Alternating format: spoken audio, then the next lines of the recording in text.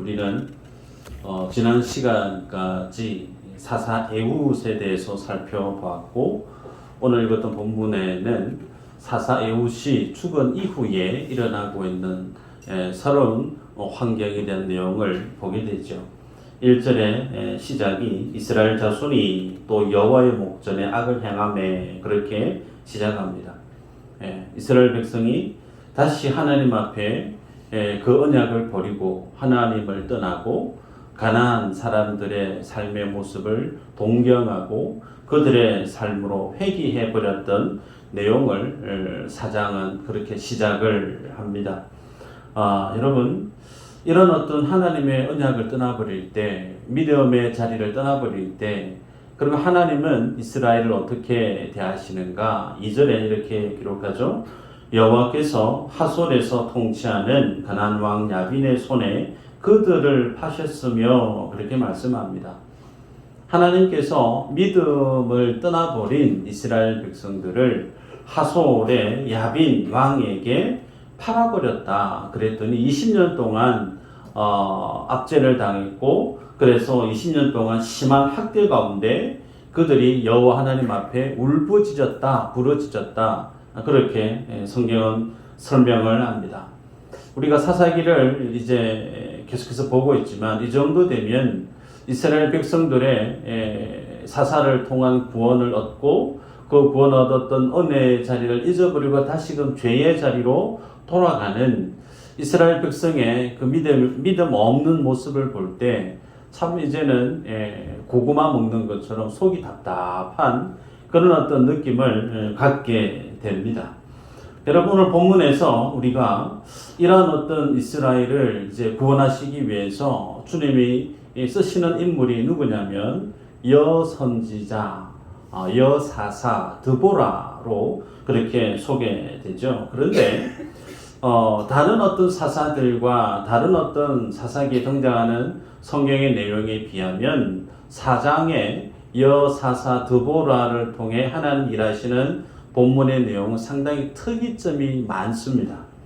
어떤 특이점이 있는가 설명하면, 하솔이라고 하는 지역, 그것은 가나안의 북부 지역에 해당되었습니다.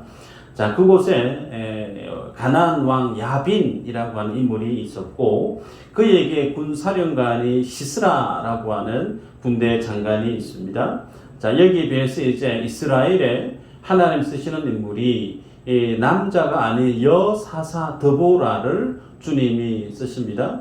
그리고 야빈의 군사령관 시스라를 맞대응하고 싸울 수 있는 인물로 하나님은 바락이라고 하는 인물을 들어 쓰세요. 그런데 전쟁을 하긴 하는데 그 전쟁에서 승리하게 만드는 결정적인 공을 세우는 일은 드보라도 아니에요. 바락도 아니에요. 야엘이라고 하는 또 여인이 등장합니다.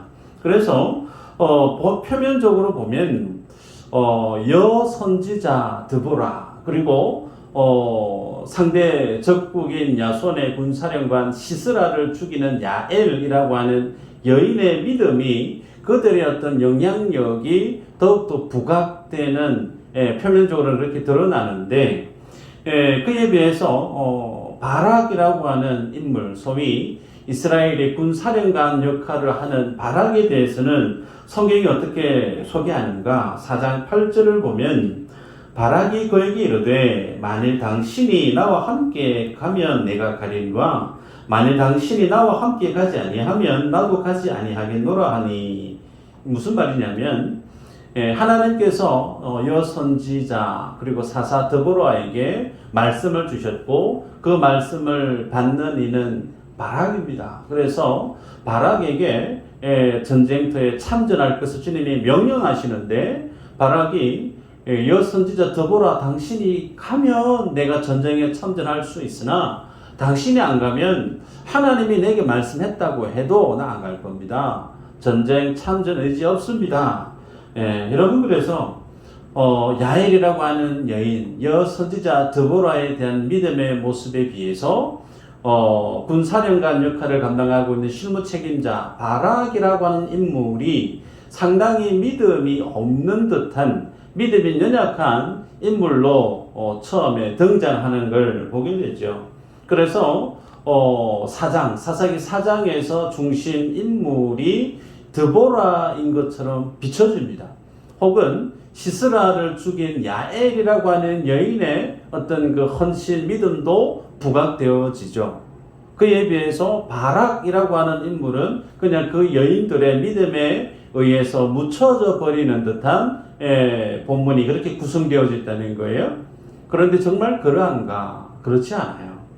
히브리서 11장 32절에 말씀 이렇게 기록합니다.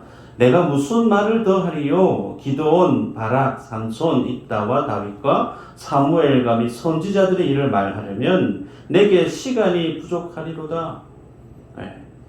히브리서 11장은 소위 믿음장이죠.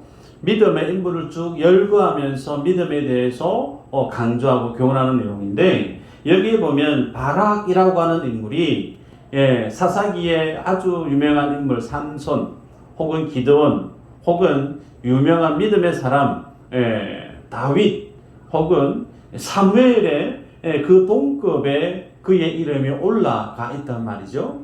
그래서 표면적으로는 드보라 그리고 야엘이라고 하는 여인의 믿음이 부각되는 것처럼 보이나 성경을 기록한 하나님은 오히려 믿음 없는 듯한 그런 어떤 인물 바락에 대해서 주님이 부각시키면서 오늘 이 본문의 비밀을 열어가는 인물이 바락임을 우리에게 말씀합니다. 때문에 우리가 이 본문을 이해하기 위해서는 믿음 없는 듯이 보이는 바락을 하나님이 믿음의 사람으로 등재하는 것을 통해서 믿음이 도대체 어떤 것인가, 믿음에 대한 어떤 의미들을 한번 정리하고 본문을 한번 깊이 보기를 원합니다.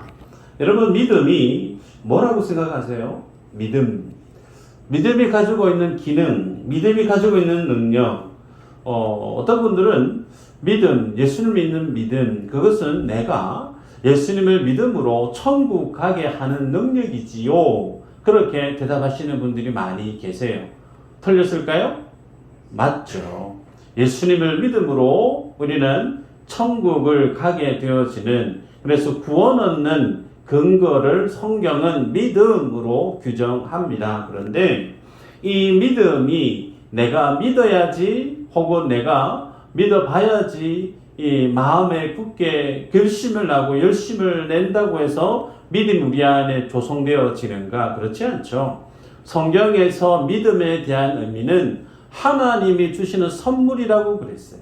선물. 그래서 어느 순간 예수님이 믿어지고 예수님이 믿어지는 그 은혜를 경험하게 되어질 때 비로소 성경의 내용이 깨달아지고 하나님의 나라가 예수님이 어떤 분인지 저기 산 너머 구름 뒤에 있는 관념적이고 형이사학적이고 멀리 느껴졌던 그 하나님이 아닌 하나님 주시는 믿음 우리 안에 조성되어질 때 정말 주님이 내 마음을 만지시고 내 삶을 터치하시고 나와 동행하시는 하나님으로 우리가 경험하게 되고 느끼게 되어지죠.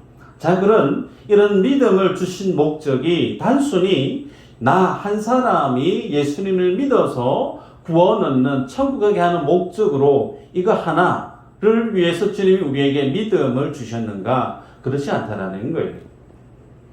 믿음은 주님이 우리에게 선물로 주시되 이 믿음은 나로 하여금 예수님을 믿어 구원 얻게 하는 목적도 있고 그것보다 더 큰 목적이 뭐냐면 그것은 시작이라고 하면 본질, 목표가 뭐냐면 그 믿음을 주님이 우리에게 주심으로 하나님께서 이 땅을 심판하시는 하나님의 일하심을 보여줄 뿐만 아니라 믿음 없는 세상 가운데 믿음 있는 하나님의 백성들을 통해서 하나님의 일하심을 드러내 보이고 믿음 있는 자의 삶을 통해서 결국은 하나님이 영광을 받기를 원하신다는 겁니다. 그래서 이 땅 가운데 하나님은 믿음 있는 하나님의 사람들을 들어서 믿음 없는 세상을 심판하시고 그 믿음 없는 세상 가운데 하나님의 일하심을 통해서 주님의 영광을 받기를 원하시는 방편이 소위 믿음으로 주님이 하나님의 일을 펼쳐 가신다는 겁니다. 여러분, 그래서 믿음으로 사는 것, 의인은 믿음으로 말미암아 산다 그랬는데 도대체 믿음으로 산다는 것은 무엇을 의미하는 것인가? 믿음의 주요 온전케 하시는 예수 그리스도를 바라보라.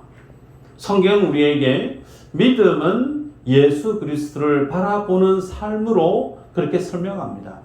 그래서 믿음으로 산다라는 것은 하나님의 능력을 의지하며 경험하며 사는 것을 뜻합니다.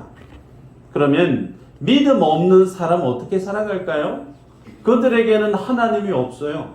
믿음이 없는 자에게는 하나님의 능력이 철학이고 관념이고 뜬구름 같은 의미이죠. 그래서 할 수 있는 최선을 다해서 자기가 능력을 구비하려고 애를 씁니다.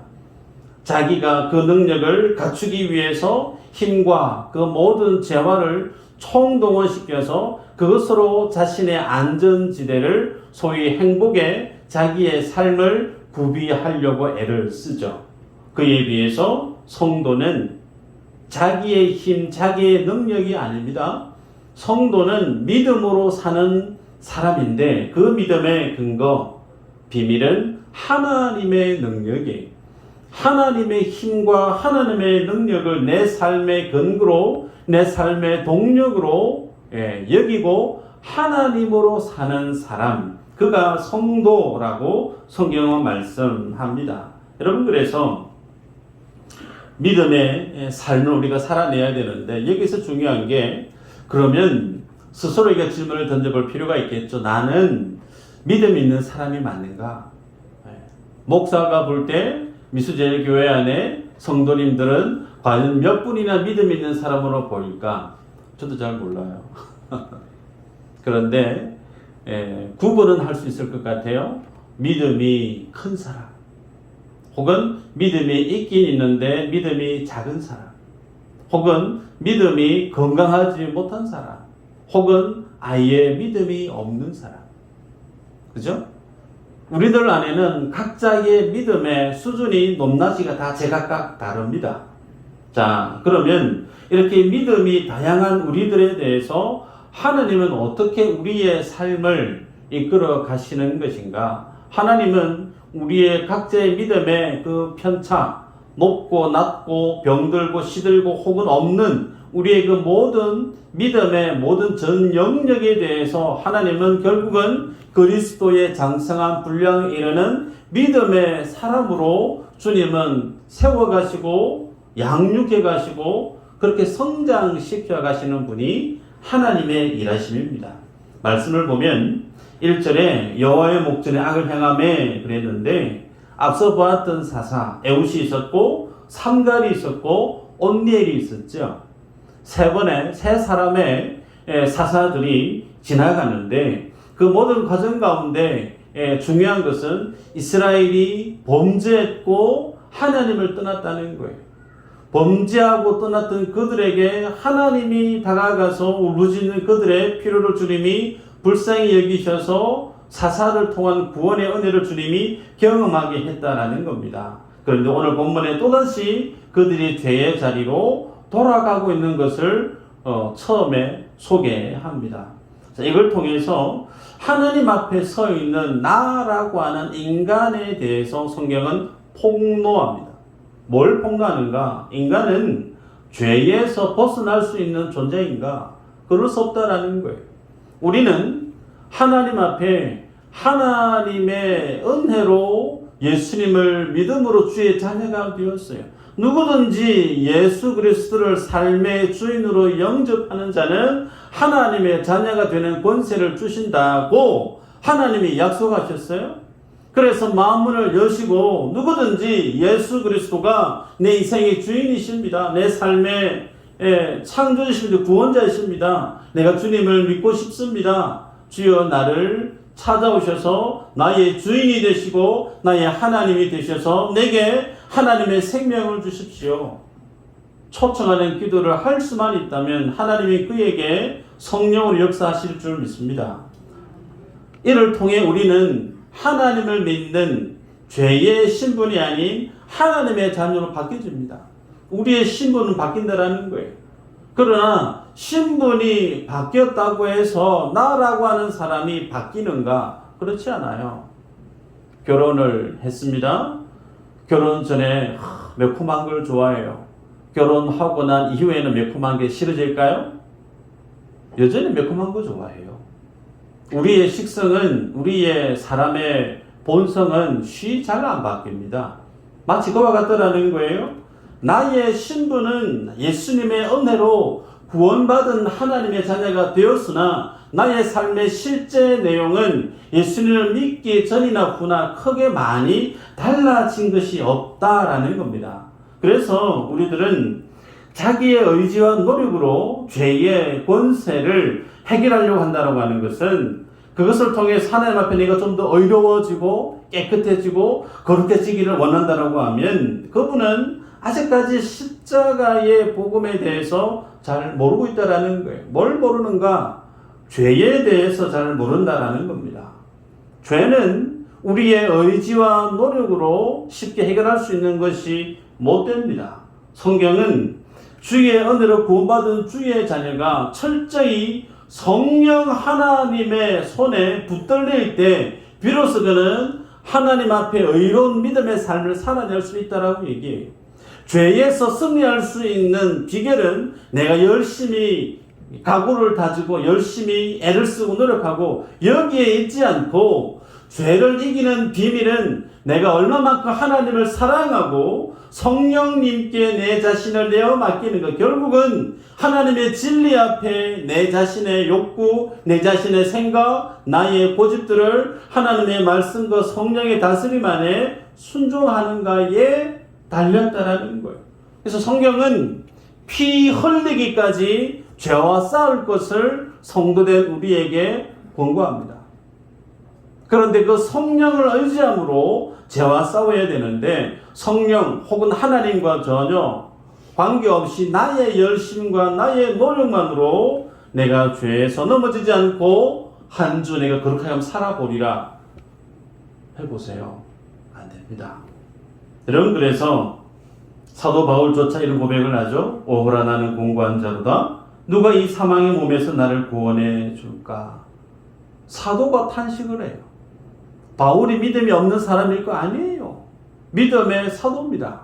그 믿음의 사도도 죄 가운데 넘어지는 자신의 삶을 두고 탄식하고 있다는 겁니다. 그래서 성경은 주님 앞에 있는 우리의 삶의 모습이 구원을 받은 주의 자녀이나 그 구원받은 주의 자녀의 삶 속에서 죄라고 하는 것은 계속해서 우리의 삶 가운데 따라온다라는 거예요. 그래서 하나님 앞에 건강한 믿음의 사람은 어떤 사람인가? 하나님 앞에 범죄한 자신의 삶을 두고 그 범죄한 삶의 내용을 더욱더 믿음이 깊어지면 깊어질수록 주님을 알아가는 믿음의 세월이 깊어지면 깊어질수록 작은 죄에 대해서조차도 민감하고 예민하게 반응하면서 그 죄에 대해서 탄식하고 주님 앞에 회개하는 그 회개의 자리를 쉬 벗어나는 자가 아니라는 거예요. 예수님을 잘 믿는다고 해서 죄 가운데 무뎌지는 게 아닙니다. 예수님을 믿으면 믿을수록 죄에 대해서 더 많은 죄가 내 속에 발견되어지는 믿음의 삶. 이것이 소위 건강한 살아있는 믿음의 내용이라는 거죠. 여러분, 그래서 하나님 앞에 오늘 본문의 내용을 풀어가기 위해서 핵심 구절이 있는데 2절입니다. 2절에 보면 가나안 왕 야빈의 손에 그들을 파셨다라는 표현이 있어요. 범죄한 이스라엘을 하나님이 이제 어떻게 그들을 믿음의 백성으로 만드시는가 과정을 보면 하나님이 그들을 야빈의 손에 파셨다 그렇게 말씀을 합니다. 팔렸기 때문에 20년 동안 이스라엘 백성이 가나안 왕 야빈의 손아귀에서 심한 학대를 받았다 그랬어요. 여러분, 그래서 성경은 오늘 읽었던 본문 안에는 하나님의 사람이 세상을 살아갈 때 겪게 되어지는 고난, 힘겨움, 어떤 그 어려움들 이유가 어디에 있느냐? 오늘 본문에서는 그것이 죄라고 규정하고 있습니다. 그래서 죄 가운데 있는 인생을 하나님이 구원해 가는 과정을 볼 때 팔았다라고 하는 내용을 여러분 주목하셔야 돼요. 여기서 팔다라고 하는 말의 원어가 마카르라고 하는 말인데 말 그대로 소유권을 이전하다 그 뜻입니다. 하나님의 소유였는데 하나님의 소유된 이스라엘을 야빈의 손에 팔아버렸다라는 거죠. 여러분 우리가 앞서 아마 아실 텐데 출애굽기 19장 5절에 성경에 이렇게 기록하죠. 세계가 다 내게 속하였나니 너희가 내 말을 잘 듣고 내 언약을 지키면 너희는 모든 민족 중에서 내 소유가 되겠고. 이스라엘이 누구의 소유물이었느냐? 하나님의 것이었다라는 거예요. 그런데 그 하나님의 것이었던 이스라엘이 하나님을 떠나버리자 하나님이 그 소유권을 포기해버렸다라는 거예요. 그런데 이것이 아예 포기한 것이 아니에요. 다시 사오기 위한 과정이라는 거예요. 레위기 25장에 보면 이스라엘 백성들 사회 안에서는 종이 없습니다. 유대인들에게는 하나님이 종을 허락하지 아니했습니다. 그런데 살아가다 보면 경제적인 이유나 다양한 이유 때문에 다른 사람의 종이 되어지는 경우가 있어요. 그래서 레위기 25장에 보면 그 종되었던 자를 다시금 복원시키는 다시 정상적인 사람의 신분으로 회복시키기 위한 과정에는 하나님 세우신 원칙이 있어요. 그에게 있어서 가장 가까운 친족이 그를 위해서 돈을 지불하고 속전을 주라는 거예요. 그래서 그를 다시 자유민으로 회복시킬 수 있는 율법을 주님이 말씀을 했습니다. 여러분 그러면 이스라엘을 하나님이 소유된 백성으로 주님이 품으셨는데 그들을 주님이 팔아버렸어요. 그럼 그들 다시 사올 수 있는 사람 대상은 누구죠? 하나님이에요. 하나님이 파셨고 하나님이 사오실 것을 주님이 작정하시고 이런 표현을 쓰시고 있고 이 내용은 계속해서 사사기간 계속해서 등장하는 구조의 내용입니다. 여러분 값을 지불하고 사오다. 소위 그것을 우리는 구속이라고 얘기합니다. 구속. 그래서 오늘 본문 가운데에서 하나님은 복음에 대해서 주님이 살짝 비춰주는 걸 우리가 볼 수가 있습니다. 여러분 오늘 본문에 우리가 안 읽었지만 결말의 내용을 알려드리면 야빈의 군대 장관 시스라가 죽게 돼요. 죽는데 어떻게 죽느냐? 야엘이라고 하는 여인의 그 장막에 들어가서 숨었는데 야엘이라고 하는 여인이 그 머리에 이불을 덮고 있는 그 머리 위에 말뚝을 박아서 머리가 깨져서 죽습니다. 자, 하나님의 백성을 괴롭게 만들었던 그리고 범죄하게 만들었던 가나안의 왕 야빈의 군대장관 시스라가 죽게 되어지므로 결국은 다시금 이스라엘이 회복되어지는데 그 결정적인 일을 야엘이라는 여인이 행했고 그 행위는 시스라라고 하는 군대장관의 머리가 말뚝에 꽂혀서 머리가 깨져서 죽었다라는 거예요. 자, 여기 내용을 볼 때 구속사, 하나님이 구원해 가시는 언약에 대한 내용을 알고 있는 분은 떠오르는 구절이 머릿속에 탁 떠올라야 돼요. 창세기 3장 몇 절이죠? 15절. 창세기 3장 15절에 어떤 내용이 있죠? 하나님이 뱀의 후손과 여인의 후손에 대한 말씀을 하십니다. 여인의 후손을 뱀의 후손이 발 뒤꿈치를 상해할 거야. 그러나 여인의 후손은 그 뱀의 후손의 머리를 깰 것이다. 그렇게 주님이 말씀을 하셨습니다. 그래서 이 세상의 역사는 하나님의 하나님의 여인이 후손으로 오시는 소위 언약의 백성과 그 하나님의 언약, 선택받은 언약의 백성이 아닌 사단의 세계에 휘둘리고 있는 언약 밖의 세상의 모습과 대결 구도로 주님 이 땅에 주님 이 땅에 오시는 그 시대까지 계속 이 양자 구도로 이 세상의 역사는 흘러갑니다. 그런데 주님이 말씀하시죠. 뱀의 후손의 머리를 여인의 후손이 상하게 깨뜨려 버릴 것이다. 결국은 9절에 한번 볼까요? 우리가 보았는데 9절 한번 읽어보십시다. 시작.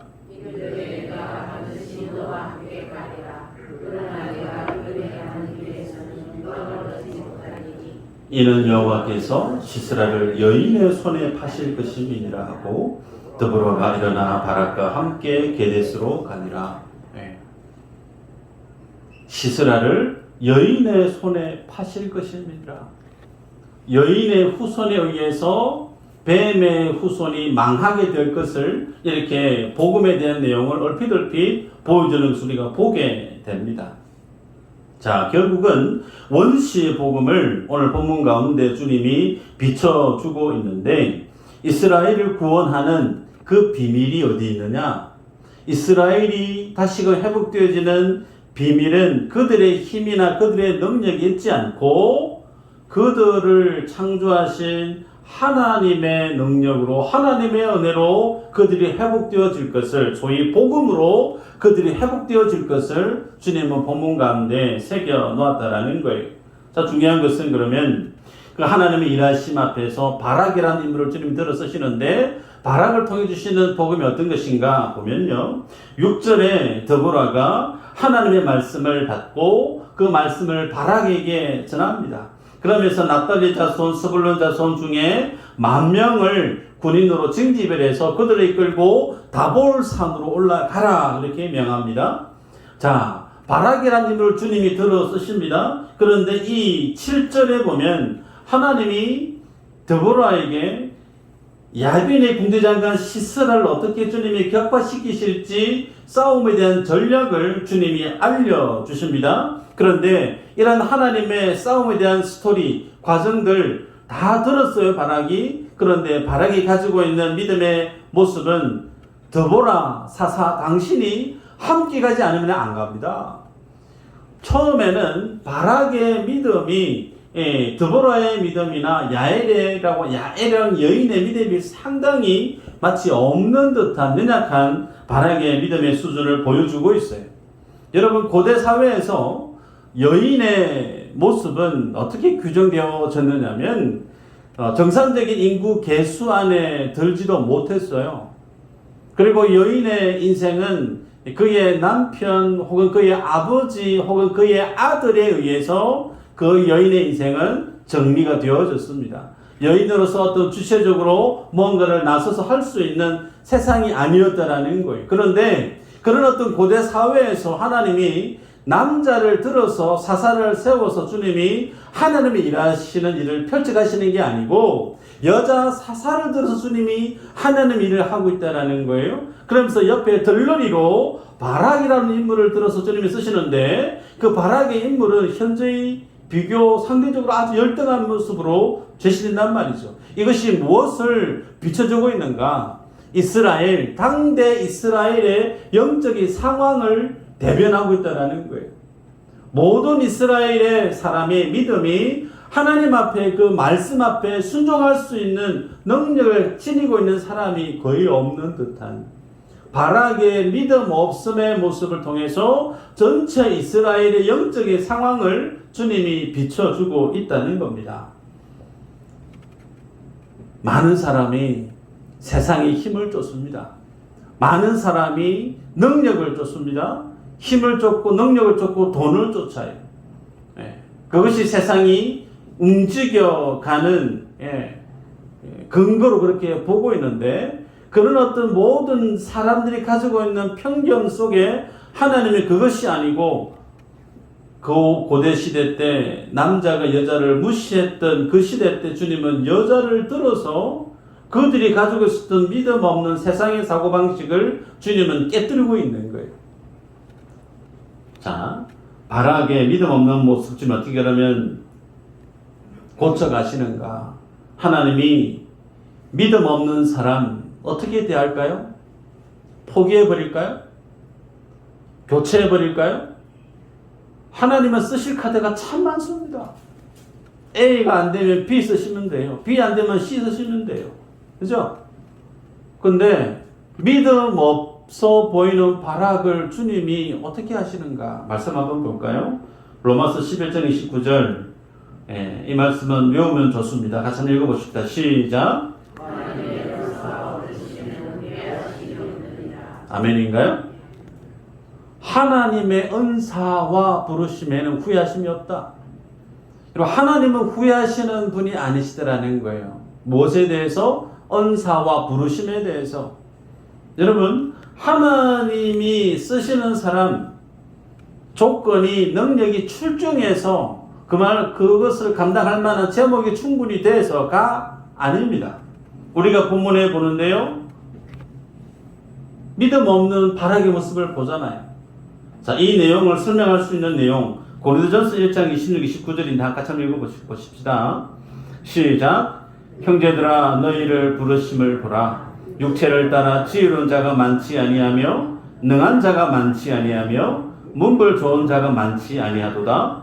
그러나 하나님께서 세상에 미련한 것들을 택하사 지혜 있는 자들을 부끄럽게 하려 하시고 세상에 약한 것들을 택하사 강한 것들을 부끄럽게 하려 하시며 하나님께서 세상에 천한 것들과 멸시받는 것들과 없는 것들을 택하사 있는 것들을 폐하려 하시나니 이는 아무 육체도 하나님 앞에서 자랑하지 못하게 하려 하심이라.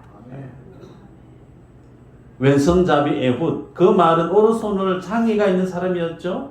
소 모는 막대기로 이스라엘을 다스렸던 삼갈, 혹은 우리가 알고 있는 여사사 드보라, 믿음의 조상이라 불리는 아브라함, 내 마음에 합한 사람이다 그랬던 다윗, 여러분 이렇게 언급하는 소위 믿음의 사람으로 등재되지 많은 사람들, 그들 처음부터 이야, 이 정도 되면 정말 훌륭하다.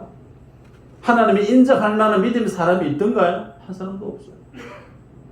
다 허물투성이에요.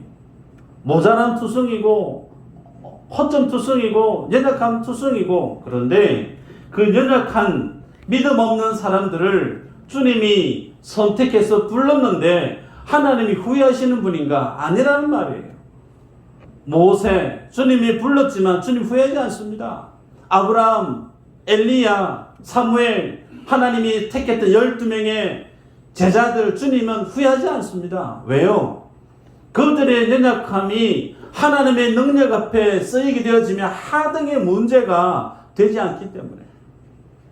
하나님이 없을 때는 내가 가지고 없는 것이 문제가 돼요. 하나님이 없을 때는 내게 능력 없는 것이 아주 심각한 문제가 됩니다. 돈이 없는 것이, 재능이 없는 것이, 배경이 없는 것이, 못 배운 것이, 하나님이 없을 때는 내 인생에 참 그것이 중요하단 말이에요. 그러나 하나님이 택한 하나님의 백성에게는 내게 없는 것이 하등의 문제거리가 되지 않더라. 왜요? 하나님이 그것을 채우고 쓰시기 때문에. 그러면 어떻게 이 발악을 주님이 쓰시는가? 여러분, 시스라에게 철병거가 900대가 있었습니다. 철병거 900대. 그러면서 주님이 바락에게 10,000명의 징집 이스라엘 군인들을 소집을 해서 집결을 다볼 산으로 그렇게 올려 보냅니다. 여러분, 그러면 바락이 전투에서 승리하려고 하면 어디에서 싸워야 될까요? 철병거가 있는 평야에서 싸워야 될까요? 아니면 철병거가 무용지물인 산에 있는, 길이 없는 산에서 전투를 하면 성산이 있을까요? 산이겠죠. 너무나 당연한 거예요.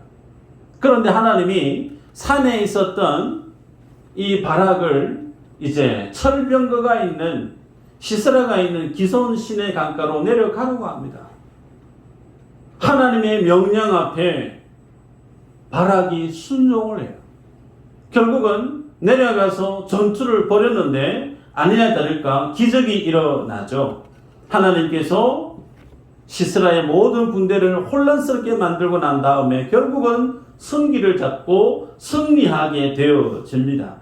그러면서 15절은 이 기적의 승리의 주인공이 누구에 의한 것임을 기록하고 있느냐? 시작이 여호와께서라고 기록하고 있죠. 전쟁의 승파, 승패가 어디에 있느냐? 세상의 조건에는 철병거 있어야 되는데, 군인이 수백만 있어야 되는데, 군살이 어느 정도 돼야 되는데, 세상의 조건을 따지나 성경은 그거 아니라는 거예요. 여호와가 소위 믿음의 사람에게 가장 강력한 능력이고 힘임을 주님이 제시합니다. 여러분, 그래서 주님은 믿음이 부족했던 바락을 자신의 생명을 하나님의 말씀 앞에 기손 강가로 내려가면 죽음이 있는 곳으로 보여요. 나는 어떻게 해서든 산에서 싸워야만 승리할 것 같은데 하나님의 말씀은 내 생각을 부정합니다. 아니, 네가 있어야 될 곳은 산이 아니고 기손 강가 평야다. 하나님의 말씀이 있는 곳은 내가 생각하고 있는, 내가 세웠던, 내가 경험했던, 내가 알고 있었던 이 산에서 싸우면 성산이 있을 것 같은 데가 아니라 하나님의 말씀은 네 생각과 전혀 상반된 평야에 가서 싸운다. 왜요?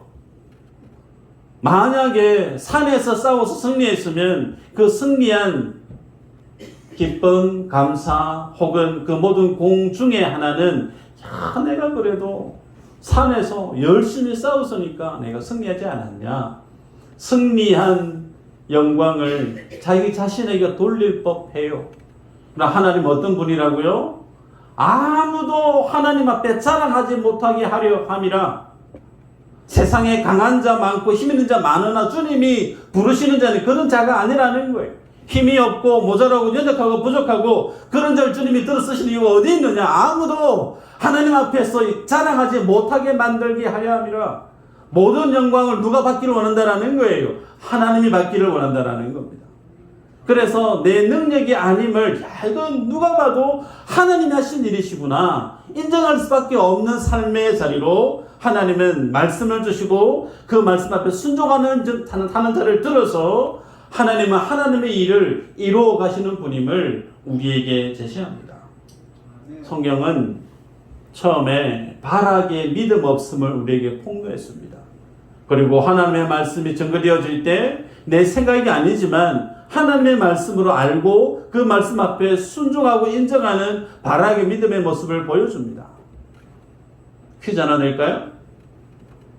성경에 예수님을 금방 믿고 가장 빨리 구원받은 사람이 누굴까?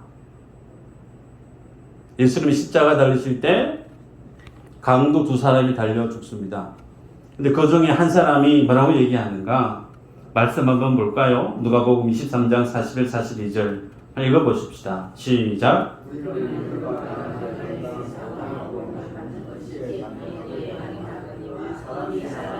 옳지 않은 것이 없느니라 하고 이르되 예수여 당신의 나라에 임하실 때에 나를 기억하소서 하니. 아멘. 숨 먹기 몇 시간 전에 이 강도는 예수님을 십자가 옆에서 봤어요. 그리고 불과 몇 시간 만에 예수님을 믿고 구원받은 사람이 이 사람이에요. 그러면서 혹자는 세상 내 마음대로 살다가 숨 꼴딱 넘어가기 전에 예수님을 만나면 구원받으면 되는 거 아닌가? 신학교 갔더니 그런 생각으로 예수님을 생각하고 있는 사람들이 왕왕 있더라고요. 여러분, 여기에서 중요한 게 있습니다. 이 강도 줄 잘 서서 어쩌다가 횡재해서 예수님 만나서 구원받은 거 아니라는 거예요. 그가 고백을 했습니다. 뭐라고 고백하느냐? 첫 번째, 그가 행한 일, 내가 행한 일, 여기에 마땅한 보응이 있다. 그거 내가 십자가에 죽는 거 당연하다. 자신의 죄를 인정하고 있어요.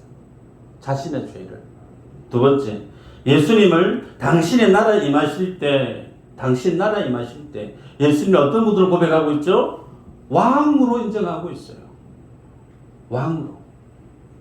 그리고 세 번째, 당신 나라 임하실 때 나를 기억해 주시면 좋겠습니다. 내가 회개했으니까 내게 하나님 나라 주세요. 당당하게 마치 권리를 요구하듯이 그렇게 나온 거 아니에요. 내 죄를 압니다. 나는 죽어 마땅한 죄인입니다. 당신은 하나님의 왕, 어린 양 맞습니다. 그런데 나를 한 번쯤 기억해 주시면 좋겠습니다. 하나님의 긍휼과 그 은혜에 자신을 내어 맡기고 있는 것이 강도의 믿음이에요. 그 십자가 밑에 바리새인이 있고 종교 지도자들이 있습니다. 군인들이 있습니다. 예수님을 놀려요. 야, 네가 유대인의 왕이냐? 네가 네 스스로 좀 구원시켜봐봐. 예수님을 조롱하고 비웃고 있지만 십자가 위에 한 강도는 예수님을 제대로 인정하고 있더라는 거예요. 여러분, 우리의 믿음은 어떤 믿음인가? 예수 그리스도 앞에 나의 믿음 없음이 드러나야 돼요. 내 죄가 뭔지를 알아야 된다는 겁니다. 거기서부터 출발이에요. 그리고 예수 그리스도의 말씀이 내게 들려질 때 그 하나님의 말씀 앞에 순종하는 그 순종의 영역은 제한이 없습니다. 내 경험, 내 판단, 내 생각, 세상의 사고방식 초월합니다. 하나님의 말씀이면 족한 줄 알고 그 말씀 앞에 순종하는 거. 순종하는 것이 뭐죠? 예수가 나의 왕임을 인정하는 거예요. 다른 거 아닙니다. 이 두 가지를 하게 되어지면 믿음 있는 자로 주 앞에 살아가게 됩니다. 마지막 질문인데요. 여러분은 이 믿음을 가진 하나님의 사람이 맞나요? 내 믿음의 현 주소는 어디인가? 히브리서 12장 2절에 믿음의 주여 또 온전케 하시는 예수를 바라보자. 믿음은 예수를 바라봐야 되는 거예요. 내 혼자 애쓴다고 되는 게 아니고 예수님을 계속해서 바라보는 거예요. 바라보면 주님이 우리에게 내 믿음을 온전하게 만들어 주십니다.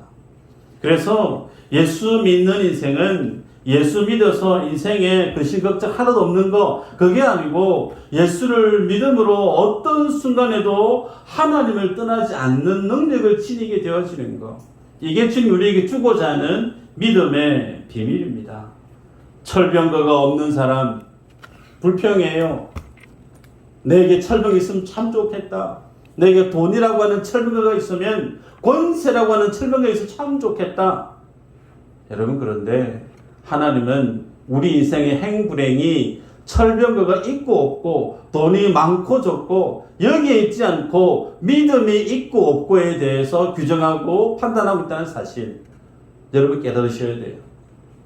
믿음이 있는 자는 행복합니다. 믿음이 있는 자는 승리해요. 이 믿음의 사람으로 주 앞에 쓰임받기를 주의 이름으로 축복합니다. 아멘.